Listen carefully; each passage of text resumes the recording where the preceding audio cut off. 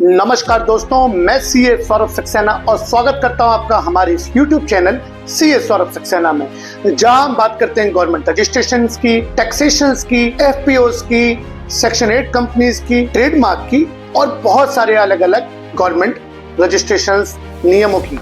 आज हम एक नई सीरीज शुरू कर रहे हैं। हम अभी जब जून के महीने में बैठे हुए हैं और 2025 है, तो हम में से काफी सारे लोग आईटीआर फाइल करने की सोच रहे हैं कि हमें आईटीआर फाइल करना है। डिपार्टमेंट ने अभी अपनी यूटिलिटी तो दे दी है, मगर अभी वो यूटिलिटी में जो चेंजेस आए हैं, आज हम बात करेंगे कि क्या क्या चेंजेस आए हैं आईटीआर 1 में। जब हम अपना आईटीआर फाइल करें तो हमें ये इंफॉर्मेशन रखनी पड़ेगी जो लास्ट ईयर के कंपैरिजन में इस ईयर में हमें आईटीआर के अंदर देखने को मिलेगी। पर इससे पहले मैं आगे बढ़ूं, अगर आपने हमारा चैनल अभी तक लाइक, शेयर या सब्सक्राइब नहीं किया है तो लाइक, शेयर, सब्सक्राइब करें और अपनी आईटीआर से रिलेटेड कोई भी क्वेरी आप नीचे हमें कमेंट सेक्शन में डालें, या आपको कोई क्वेरी आती है तो अपना कॉन्टैक्ट डिटेल और अपनी क्वेरी डाल सकते हैं। हमारी टीम आपको जल्द से जल्द कॉन्टैक्ट करेगी।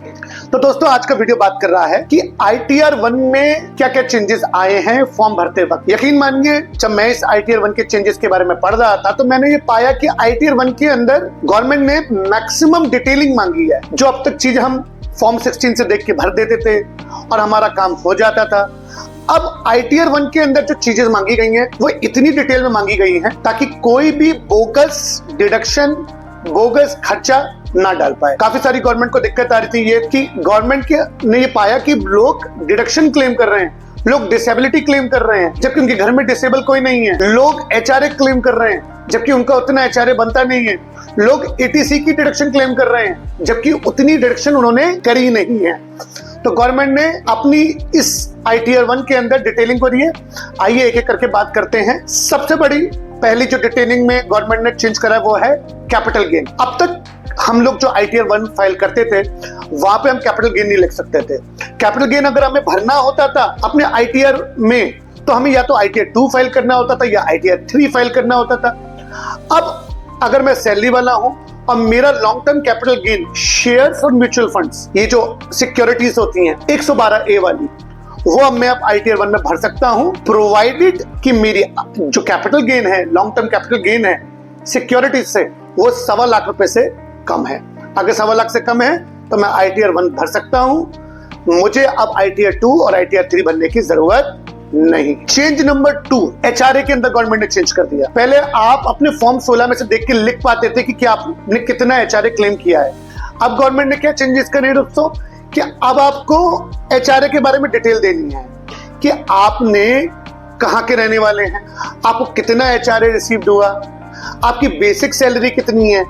यानी कि जो पहले आपका चार्टर्ड अकाउंटेंट डिटेल भरता था, मतलब वो एग्जाम्पशन लिखता था, अब आपको वो खुद ब खुद लिखनी है। आप में से जो कोई लोग अपना आईटीआर खुद फाइल करते हैं तो अब उनको डिटेल लिखनी पड़ेगी कि मेरे पास कितनी एचआरए मुझे रिसीव्ड हुआ, मैंने कितना रेंट पे किया, मेरे लैंडलॉर्ड का नाम क्या है, पता क्या है, कितनी मेरे पास एग्जाम्पशन है, ये सब कुछ डिटेल में देनी पड़ेगी। एक एचआरए का फॉर्मूला होता है जिसमें वो कहता है कि रेंट पे कितना है वो लिखो, कितना एक्चुअल रिसीव्ड हुआ वो लिखो, और आपका बेसिक सैलरी का 10% इनकी कैलकुलेशन होके एचआरए भरना होता था। अब आपको वो डिटेल के द्वारा भरना है। साथ में चेंज नंबर 3, टीडीएस के अंदर अब तक क्या होता था कि हम अपना जब रिटर्न भरने जाते थे तो हम देखते थे कि टीडीएस की एक फिगर लिख के आ रही होती थी और हमारा जो टैक्स आ रहा होता था उसमें से टीडीएस कट जाता था और हमें बाकी का टैक्स देना होता था।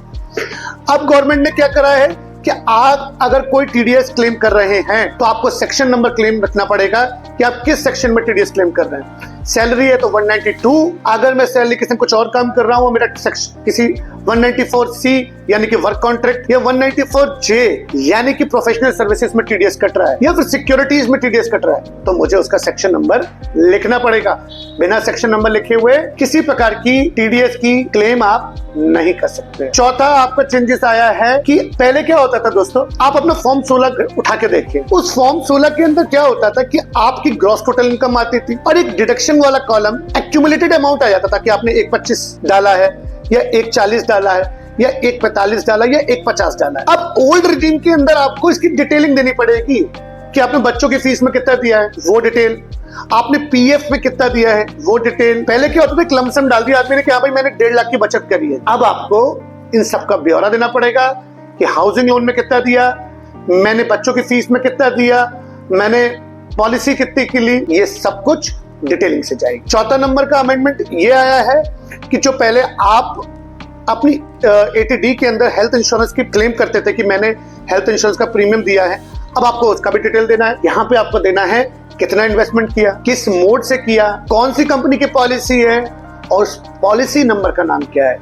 आप देख पा रहे हैं गवर्नमेंट ये करना चाह रही है कि जो अब तक बोगस क्लेम डलते थे उसको रोकने के लिए सरकार ने आपसे इवन पॉलिसी नंबर मांग लिया है कि अब आप गलत और बोगस क्लेम नहीं कर पाएंगे। छठा नंबर का चेंज है हमारा, जो हम पॉलिटिकल पार्टीज को चंदा देते हैं। जब हम पॉलिटिकल पार्टीज को चंदा देते हैं तो अब हमें ये देना पड़ेगा कि हम किस पॉलिटिकल पार्टी को दे रहे हैं चंदा, कितना कैश में दिया, कितना अकाउंट में दिया और वो टोटल चंदा कितना हुआ, कब दिया, किस पॉलिटिकल पार्टी को दिया।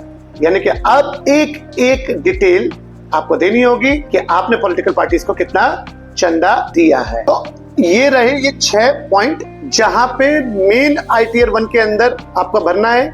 थोड़ा सा इसका समअप करूं तो आपको बताना है कि 80C यानी कि जो मेरी बचत होती थी ओल्ड रिजीम में, 80G यानी कि जो मैंने पॉलिटिकल पार्टीज को चंदा दिया है, या 80D यानी कि मैंने अपना हेल्थ इंश्योरेंस लिया है। इनमें डिटेलिंग देनी है। इंश्योरेंस के केस में किससे लिया, कब लिया, कौन सा पॉलिसी नंबर है, और पॉलिटिकल पार्टीज को कि कौन सी पॉलिटिकल पार्टी को चंदा दिया, कितना दिया, क्या अमाउंट दिया, ये सारा का सारा आपको ब्यौरा देना है। साथ के साथ अगर आपको जो हमारे और चेंजेस आए हैं कि ITR 1 में अब आप लॉन्ग टर्म कैपिटल गेन डाल सकते हैं और HRA भरते वक्त आपको डिटेल देनी पड़ेगी। लैंड लॉर्ड का नाम, कब दिया, कितना चंदा दिया, पता, और उसकी वो जो कैलकुलेशन होती थी कि लोअर विल बी एग्जेम्प्टेड, वो अब आपको डालना पड़ेगा। तो दोस्तों आज मैंने बात करी ITR 1 की। ITR 1 के अलावा धीमे धीमे जितने ITR आते जाएंगे मैं उसके चेंजेस आपके बारे में बताता जाऊंगा। और अगर आपकी कोई भी क्वेरी होगी ITR 1 से रिलेटेड तो आप नीचे कमेंट सेक्शन में डाल के हमसे पूछ सकते हैं। हमारी टीम आपको जल्द से जल्द कांटेक्ट करेगी। और साथ ही ऐसे वीडियोस पाने के लिए हमारा चैनल लाइक, शेयर और सब्सक्राइब करें। Thank you.